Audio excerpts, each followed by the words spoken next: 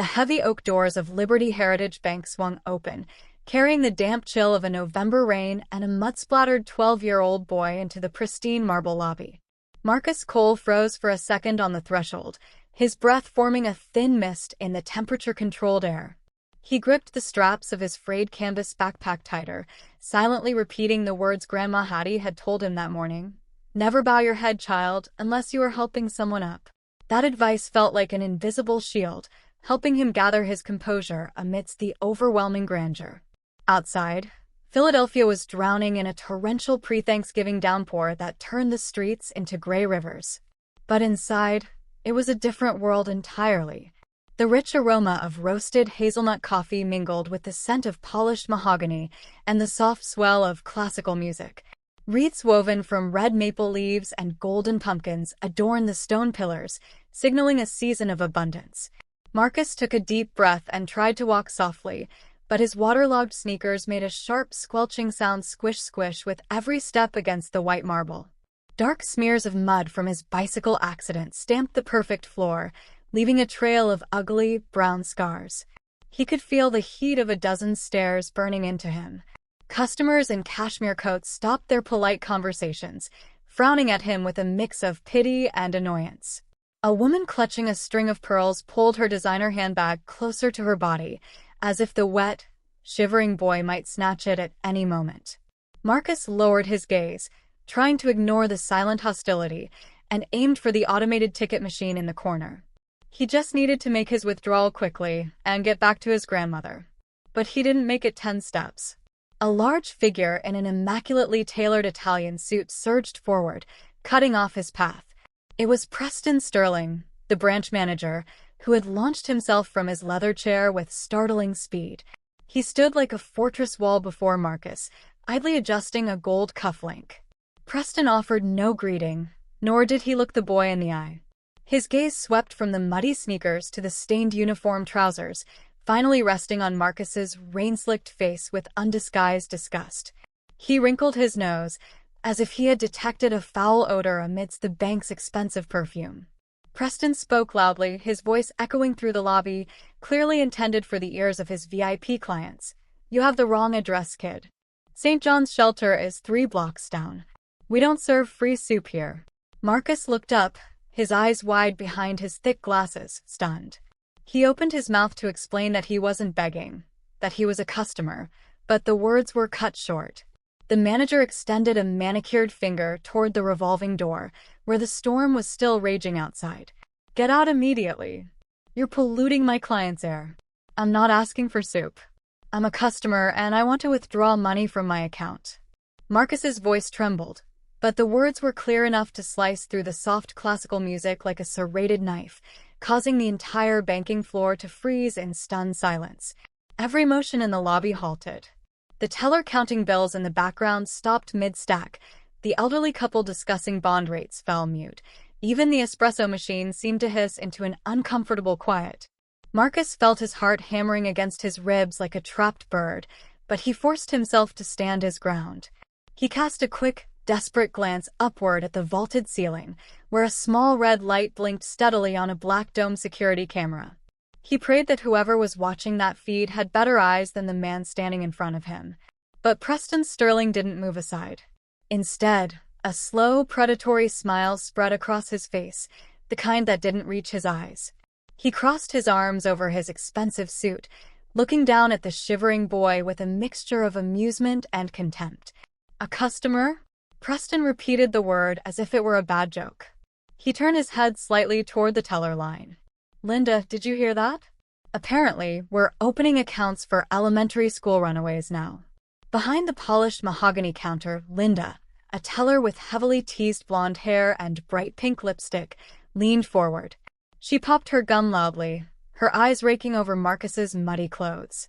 "Oh, I heard him, Mr. Sterling," she replied, her voice dripping with artificial sweetness. "It's practically a plague these days. They probably print those fake bank statements off some internet scam site. Last week it was a Nigerian prince. Today it's a muddy kid with a bicycle." "I'm not a scammer," Marcus protested, his cheeks burning with shame. His hands, clumsy with cold, fumbled with the zipper of his backpack. My grandmother signed the authorization papers this morning. It's all notarized. He pulled out a plastic folder. It was bent at the corners and damp from the rain, droplets of water clinging to the surface. He held it out like a shield, the notarized seal visible through the plastic. But Preston didn't take it. He didn't even lean in to look. He just stood there, inspecting his manicured fingernails, letting the boy's arm hang in the air until the muscles began to burn. Near the entrance, an old man in a faded army field jacket shifted in his wheelchair. It was Joe, a Vietnam veteran who came in every Wednesday to deposit his pension check. He had been watching the scene unfold, his knuckles white as he gripped the armrests of his chair. Seeing Marcus shivering, water dripping from his nose, Joe couldn't sit still any longer. He reached into his pocket and pulled out a clean, pressed handkerchief. "Hey, son," Joe rasped, his voice rough but kind. He tried to wheel himself forward, extending the cloth. "Here, dry your face before you catch a cold." Preston spun around, his veneer of politeness vanishing instantly. "Mr. Joe," he barked, snapping his fingers. "Do not encourage this harassment. If you interact with the intruder, I will have to ask you to leave as well." Joe froze, his hand still extended, the white handkerchief hovering in the air. He looked at Preston, then at Marcus, his eyes filled with a helpless apology. He lowered his hand slowly, defeated by the authority in Preston's voice. Marcus felt a lump form in his throat. That small act of kindness being crushed hurt more than the insults. Desperate, he took a step forward, thrusting the folder right under Preston's nose. "Just look at the name. It's the Cole Family Trust. Please." Preston's patience snapped. With a sharp backhand motion, he swatted the folder away. The plastic slap echoed through the lobby. The documents flew from Marcus's hand, fluttering down to the wet, muddy floor. The pristine white papers spilled out, landing face down in the puddles Marcus's sneakers had left behind. The ink of the notary seal began to bleed into the dirty water. Preston leaned down, his face inches from Marcus's, his cologne overpowering the smell of rain. "I don't care what papers you have," he hissed through clenched teeth, his voice low and venomous. "People like you don't belong in a place like this. You never will." He straightened up, smoothing his jacket, and grabbed the radio clipped to his belt. His voice boomed, regaining its theatrical authority for the audience watching. "Bruno, get to the main lobby immediately. Code red. We have an aggressive intruder." The door to the security office burst open with a violence that shook the nearby potted palms, and Officer Bruno, a giant of a man whose uniform seemed 2 sizes too small for his bulging muscles, charged into the lobby like a bull seeing red. His heavy combat boots thudded against the marble floor, a rhythmic drumbeat of intimidation that silenced the few remaining whispers in the room. Marcus instinctively took a step back, his hands flying up to clutch his chest, shielding the frayed canvas backpack he had retrieved from the floor. Inside that bag wasn't just homework or a gym kit. It held a refurbished tablet containing months of coding work for the state science fair, his ticket to a scholarship, his pride, his entire future compressed into a fragile screen. He held it close, like a mother protecting a newborn, his eyes wide with a primal fear as the shadow of the security guard swallowed him whole. Bruno didn't ask questions. He didn't assess the situation. He simply followed the finger of his boss. He loomed over Marcus, smelling of stale coffee and aggressive deodorant, his voice a low rumble. "You deaf kid?" Mr. Sterling said, "Beat it." I didn't do anything." Marcus stammered, his voice cracking. He looked around the room, pleading with his eyes for anyone to step in, for anyone to see the madness of a grown man cornering a 12-year-old. "I just want to make a withdrawal. I have money." Preston laughed, a sharp, cruel sound that cut through the tension. "Money? Or maybe you're here to make a withdrawal from someone else's purse." He turned to the crowd, raising his voice to ensure the narrative was set. "Ladies and gentlemen, for your safety, we need to ensure this aggressive individual isn't carrying anything dangerous. Bruno, check that bag." No, please," Marcus screamed, clutching the straps until his knuckles turned gray. "It's my project. It's delicate. You can't." "Resisting? That's probable cause," Preston sneered. "Grab it, Bruno. Check for weapons." Bruno moved with terrifying speed. He didn't unbuckle the straps. He simply grabbed the top handle of the backpack and yanked. Marcus was lifted onto his toes, dragged forward, but he wouldn't let go. He was a small boat caught in a hurricane. "Let go!" Bruno roared, and with a violent wrench, he ripped the bag from the boy's grasp. The force sent Marcus stumbling backward, slipping on the wet floor and landing hard on his tailbone. From his vantage point near the door, Joe, the old veteran, had seen enough. He knew he couldn't physically fight a man like Bruno, not with his bad legs. But he had a weapon of his own. Slowly, stealthily, he slid his smartphone out of his pocket, keeping it low against his thigh, angling the camera lens toward the center of the room. The red record button blinked on silently, capturing every frame of the injustice.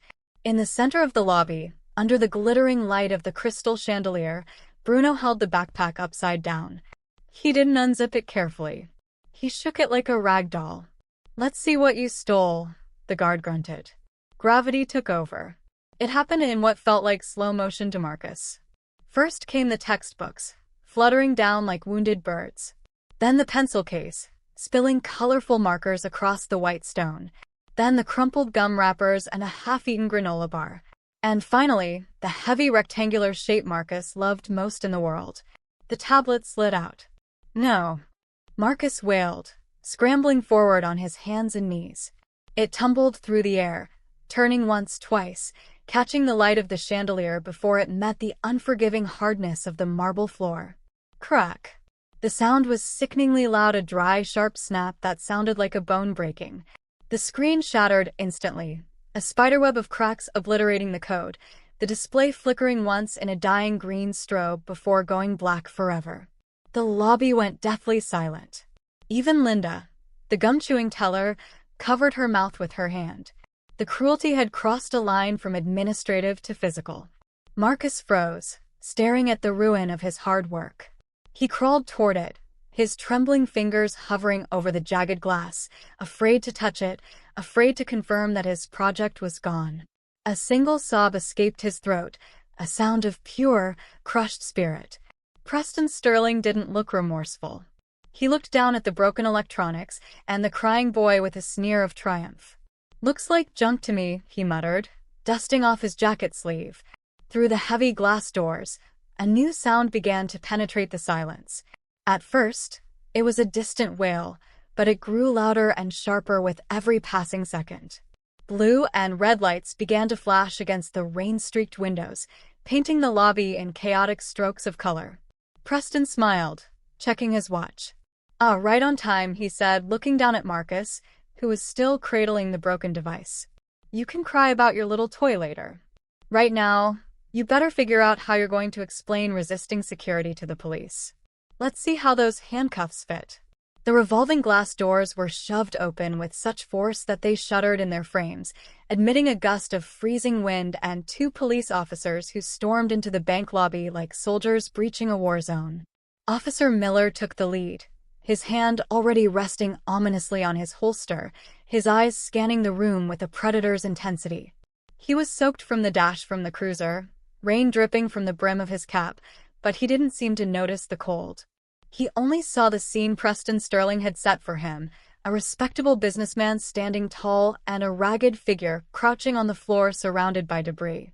The red and blue lights from the cruiser parked outside strobed violently against the marble walls, turning the elegant bank into a disorienting nightmare of flashing shadows.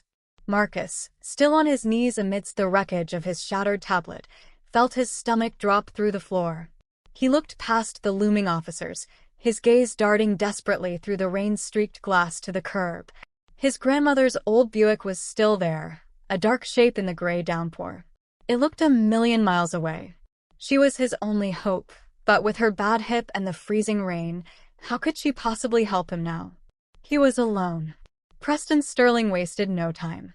He stepped forward, smoothing his tie, transforming instantly from a bully into a beleaguered victim. "Thank God you're here, officers," he said, pointing an accusing finger at the boy trembling on the floor. "That's him. The intruder. He's been harassing customers, shouting threats, and when my security team tried to escort him out, he became physically aggressive." Officer Miller didn't ask for Marcus's side of the story. He didn't look at the broken electronics or the tears streaking the boy's muddy face. He saw a threat where there was only a child. He marched over, his heavy boots squeaking on the wet floor, towering over Marcus.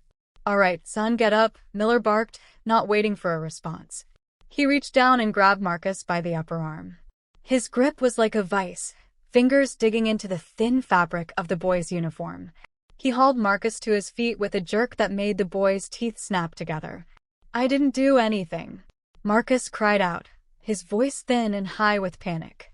"I just wanted to withdraw my money. Please check the cameras. They broke my tablet." "Save it for the station," Miller grunted. He spun Marcus around, shoving him face first against the cold marble pillar. "You have the right to remain silent." Preston watched with a smug, satisfied smirk, crossing his arms as if watching a pest control worker remove a rat. "Make sure you check him for weapons, officer." He was reaching for that bag pretty frantically. "Stop. You're hurting me." Marcus sobbed as his cheek was pressed against the stone. Miller reached for his belt. The metallic snick of handcuffs being unclipped echoed through the silent lobby. It was the sound of finality. The sound of a life being ruined before it had even really begun. Marcus squeezed his eyes shut, bracing for the cold steel to lock around his wrists, waiting for the end. But the click of the lock never came.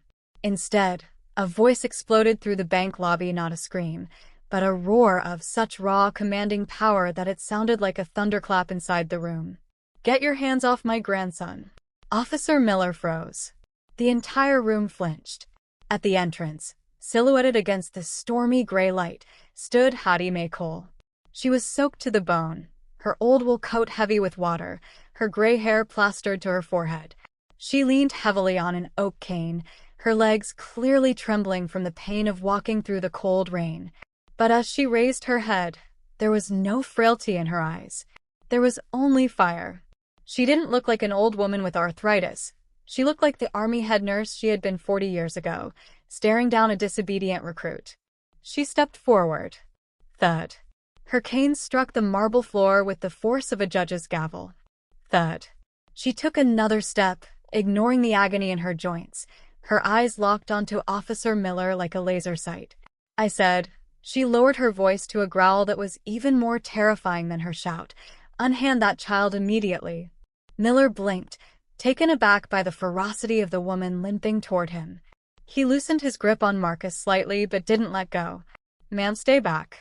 This individual is under arrest for trespassing and—" "Individual?" Hattie Mae cut him off, drawing herself up to her full height, which suddenly seemed 10 feet tall. "That is a 12-year-old honor student. And if you dare to lock those cuffs on him without a warrant and without a parent present, I swear on my rank and my life, I will have your badge in a jar by morning." She stopped just inches from the officer, pointing a shaking finger at his face. "I served this country for 30 years, son. I know the regulations better than you know your own name. Now, are you going to release him, or do I need to drag you before a court-martial myself?" Preston Sterling recovered from the initial shock of the old woman's entrance, his arrogance reassembling itself like a cracked mirror. He let out a dry, condescending chuckle, stepping around the hesitant police officer to stand toe-to-toe with Hattie Mae. He looked down at her waterlogged wool coat and the muddy cane, his lip curling in a sneer that he didn't bother to hide from the gallery of watching customers. "Oh, I see. The backup has arrived," he drawled, his voice dripping with false sympathy. "You must be the grandmother. Listen, you old bat, I don't know who you think you are barking orders at law enforcement, but this isn't a bingo hall. You planning to bail this delinquent out? With what? Food stamps? Or did you dig up some loose change from your cookie jar?" Hattie didn't blink. She didn't scream. She just stared at him with eyes that had seen wars, holding her silence like a weapon. The air in the lobby grew thick, suffocatingly tense. Suddenly, a sound cut through the standoff, a soft, melodic ding that seemed deafening in the silence. Heads turned toward the far corner of the lobby. The private elevator, reserved exclusively for ultra-high-net-worth clients and executive leadership, had come to life. The brushed steel doors slid open with a smooth whisper, revealing an interior of polished brass and velvet. Two men stepped out. The first was an FBI agent, badge visible on his belt. The second was a man whose presence demanded immediate attention, Arthur Vance, the regional director of the entire banking division. He wore a suit that cost more than Preston's car, and his expression was a mask of cold, controlled fury. Preston turned pale, the blood draining from his face so fast it looked like a magic trick. He immediately abandoned his aggressive stance, smoothing his hair and rushing forward, his posture collapsing into a bow of desperate servitude. Director Vance. Sir. I wasn't expecting a site visit today. He gestured wildly toward Marcus and Hattie, trying to physically block Vance's view of them. I apologize deeply for this unsightly mess, sir. We were just removing some local riffraff. Trespassers, aggressive behavior. I'm handling it personally. Arthur Vance didn't slow down. He didn't even look at Preston. He walked right through the branch manager's personal space as if the man were nothing more than a ghost. The director walked straight to the wet, muddy spot on the floor where Hattie Mae stood protective over her grandson. To the shock of everyone in the room, the customers, the tellers, Officer Miller, and especially Preston, Arthur Vance stopped, buttoned his jacket, and bowed his head in a gesture of profound respect. Mrs. Cole, Vance said, his voice gentle and filled with genuine remorse. He looked down at Marcus, who was still clutching his grandmother's coat. And Marcus, on behalf of Liberty Heritage Bank, I offer you my deepest, most sincere apologies. The failure of my staff to recognize you is unforgivable. Preston stood frozen, his mouth opening and closing like a fish on dry land. A nervous sweat broke out on his forehead. Sir, he squeaked, his voice cracking. You know these people? But look at them. They're just street people. Vance turned slowly. The warmth vanished from his eyes, replaced by a glacial stare that could freeze water. Street people, he repeated, his voice dangerously low. Preston, did you just refer to the primary beneficiaries of our institution's largest founding trust as street people? I. Preston stammered, looking for help from Linda, who was trembling behind the counter. But the system, he looked dirty. You judged a book by its cover, and you didn't bother to read the title, Vance snapped. He turned sharply toward the teller line. Activate the main display. Now. Override code Alpha 9 Vance. The massive LED screen behind the main counter, usually reserved for stock market tickers and interest rate promotions, flickered. It went black for a heartbeat, rebooting under the command override. Then, it blazed to life with a brightness that illuminated every corner of the dim, rain-swept lobby. Header, the Cole Family Trust. Beneficiary, Marcus Elijah Cole. Status, Platinum Elite. And then came the number. It was so long it almost didn't fit on the screen. Available balance, $420 million. The silence that followed was absolute. It was the silence of a vacuum. The blue light from the screen cast a harsh glow on Preston's face, highlighting every bead of sweat, every line of terror. The number burned into the retinas of everyone present. $420 million. Preston stared. His eyes bulged. His brain tried to reject what he was seeing, but the digits were relentless. His hand, which had been raised to point an accusing finger just moments ago, went limp. The gold fountain pen he had been holding, the symbol of his petty authority, slipped from his numb fingers. Clatter. The pen hit the marble floor, rolling away under the weight of the truth. The number $420 million continued to shine brilliantly, casting a long, damning shadow over the man who had just tried to arrest a boy for withdrawing money for a science project. $420 million? Linda's voice cracked, sounding like a piece of dry chalk snapping on a blackboard. She stared at the glowing blue screen, her eyes wide with a mixture of greed and terror. She instinctively snatched her hands back from the counter ledge, clutching them to her chest as if the sheer weight of the number might burn her skin if she got too close. The silence in the lobby finally broke, shattered not by a shout, but by a low, collective murmur from the crowd, a sound of judgment turning 180 degrees. The lady with the pearls looked at Marcus with new eyes, not seeing a dirty boy anymore, but a powerful force. But before Preston could stammer out another excuse, a mechanical whir came from the corner near the door. Joe, The old veteran in the wheelchair raised his arm high. In his weathered hand, his smartphone was held steady like a torch. "I got it all, Mr. Vance," Joe announced, his voice rough but filled with a profound satisfaction. "Every second. From the moment your manager insulted the boy, to the guard dumping his bag, to the breaking of that tablet. It's all here." Cloud backed up too. Arthur Vance turned to the veteran. "Thank you, sir.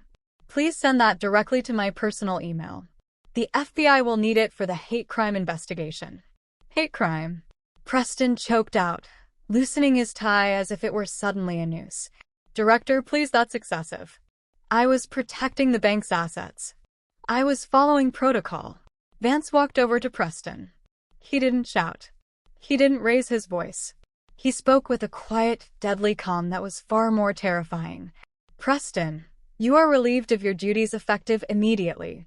You, Linda, and Bruno are banned from all Liberty Heritage properties worldwide. You have 5 minutes to clear your personal effects before I have you escorted out for trespassing." He paused, letting the word hang in the air. "And Preston? You're lucky I don't freeze your pension to pay for the emotional damages." Officer Miller, realizing how close he had come to destroying his own career by acting as Preston's henchman, stepped back from Marcus.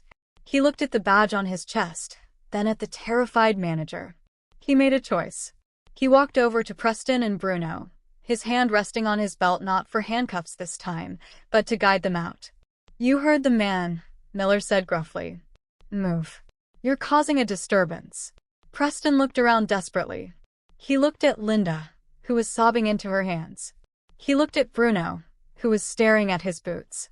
Then, in a last-ditch effort to save his dignity, he turned to Hattie Mae. He extended a trembling hand toward her, forcing a pathetic, wobbly smile. "Mrs. Cole, surely we can resolve this. It was a misunderstanding. A bad day. If you'll just allow me to apologize." The lobby held its breath. Hattie Mae didn't move. She didn't take the hand. She looked at it as if it were a dead fish. She shifted her weight on her cane, standing tall despite the pain in her hip. "Mr. Sterling," she said, her voice clear and resonant, reaching every corner of the room. "You can buy a new tablet. You can scrub this floor. My grandson's trust can buy this entire building if you wanted to." She leaned in slightly, her eyes locking onto his. "Money can wash the mud off my grandson's clothes, sir. But there is not enough money in that vault, or in the whole world, to wash the stain off your soul. Keep your apology. It's counterfeit." Preston flinched as if he had been slapped. Shoulders slumped, defeated. He turned and began the long, shameful walk toward the door, flanked by the very security he used to command. Vance turned back to Marcus. He reached into his jacket pocket and pulled out a thick envelope and a brand-new, high-end banking tablet. "Marcus," he said softly, handing them over with both hands. "Here is the withdrawal you requested, plus a little extra for your troubles. And this device is yours. I hope it helps you win that science fair." Marcus took the items, his hands still shaking slightly, but this time from relief, not cold. He adjusted his glasses, looking from the powerful director to the kind old veteran in the corner. "Thank you, Mr. Vance," he whispered. Then he walked over to Joe. He didn't care about the mud or the wet clothes. He reached out and shook the old man's hand. "Thank you, Joe. You did good, kid." Joe winked. "You stood tall." Marcus walked back to his grandmother. Hattie Mae wrapped an arm around his shoulders, pulling him close. Together, the Iron Grandmother and the millionaire boy turned their backs on the stunned crowd and the disgraced staff. As they approached the heavy glass doors, the storm clouds outside finally broke. The rain stopped, and a beam of late afternoon sunlight pierced through the gray, illuminating the wet pavement like gold. They stepped out of the bank, leaving the cold marble behind, walking into the warmth of the sun, heads held high. As Marcus walked out into the sunlight, he left behind not just a broken tablet, but a shattered system of prejudice that tried to define him by the mud on his shoes. His story serves as a powerful reminder that dignity is not a luxury reserved for the wealthy, and true worth can never be measured by appearances, but by the integrity we carry in our hearts. Tonight, let's challenge ourselves to look a little deeper at the strangers we meet, for kindness is the only currency in this world that never loses its value.